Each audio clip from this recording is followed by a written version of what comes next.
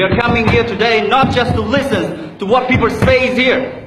I think you all want to be in here as well. And then you will be able to develop your skills, as I said earlier. All right.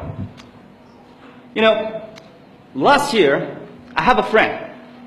He came to Cambodia. He's from America. He told me that, you know what, in America, we actually drive on the drive on the left. And when he came to Cambodia, he came across one country, that is in Thailand. So he asked me, do you know what side do they drive in Thailand? I said, yes, of course I know. It's on the right. So when he came to Cambodia, he asked me, so what side do we drive in Cambodia? So I said, well, I don't know. So he wondered, well, why you say you don't know? Well, you're in Cambodia, right? Where are you from? I mean, where were you born? And I said, yes, of course I'm from Cambodia. But you know what, in Cambodia, we drive any side. You can drive on the right, left, You can drive on the right, and you can drive in the middle, or everywhere as you want to. Isn't that correct? Well, I guess so, yes it is. So, my topic today, as given, they asked me, which would have more impact on Cambodian road safety? Enforcing driving license testing, or installing road safety devices such as street lights and signals. Okay, just imagine together. We are increasing more safety road devices, a lot more signals, a lot of traffic roads, a lot of traffic lights, more dividers, and everything.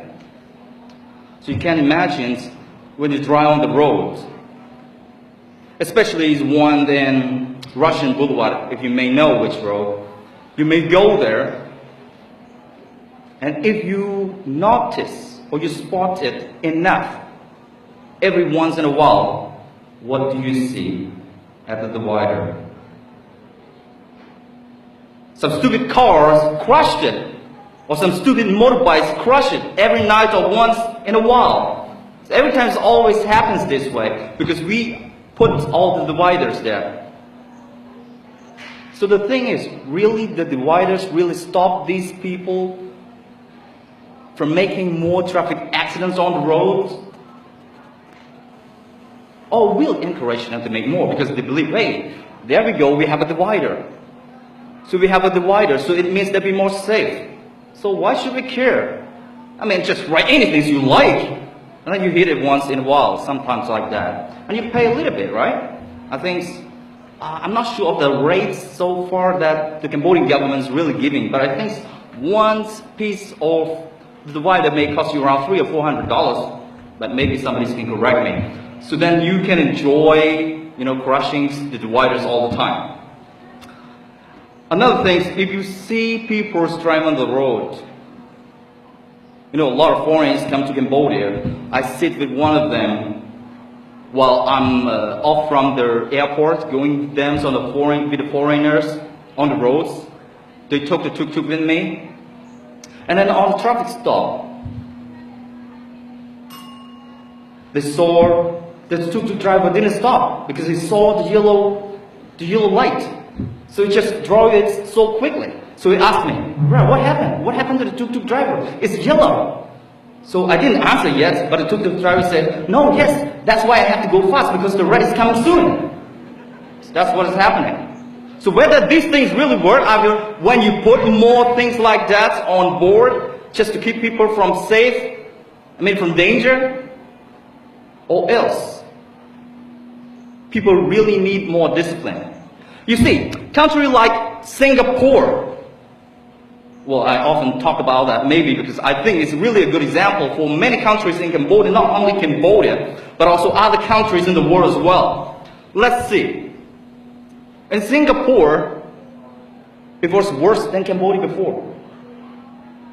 By the time that it came to Cambodia, one of its leaders, Lee Kuan Yew, came to Cambodia, talked to our leaders, and they say that it doesn't work. It has to be like, he wants to be like Cambodia. But then after years, now Singapore is much better than us because they put more discipline. Thank you.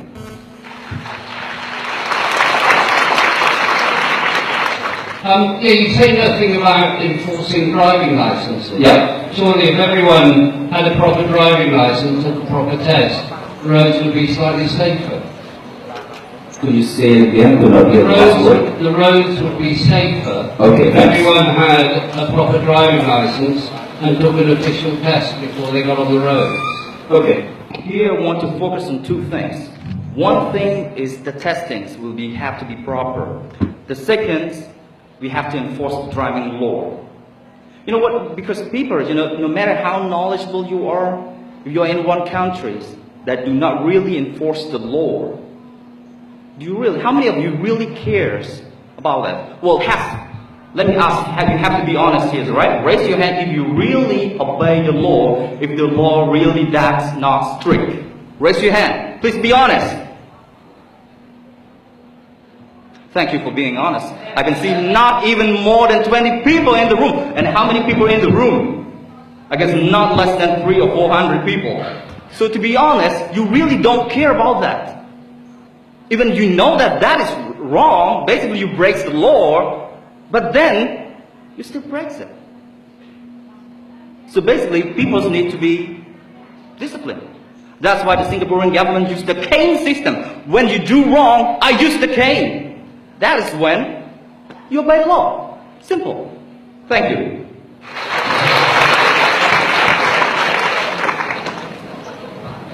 Singapore's greatest modern development, if you will, is the targeting of corruption within the Singaporean government, which is what influenced the problems with law enforcement before.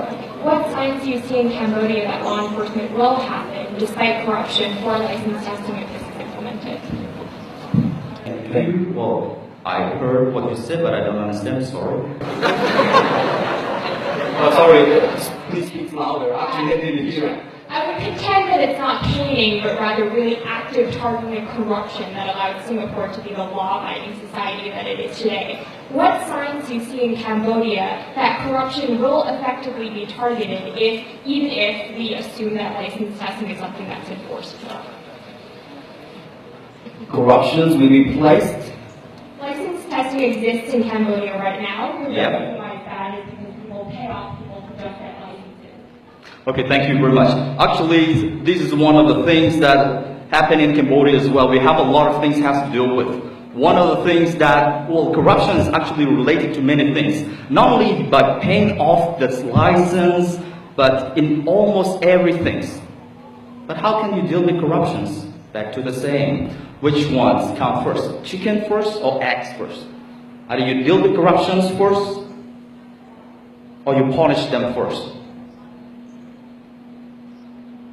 Either you have to stop the corruptions by stopping it, not making people believe, making people sentence them. Can it work? So which one comes first? So back to saying, how do we deal with corruptions in stopping this is we go back again to enforcing the law, making people starting from the scratch that they have to respect the law, even a small one. It cannot be going to the bowl that you have to stop corruption first. Starting from these little things, they have to obey the law. Thank you.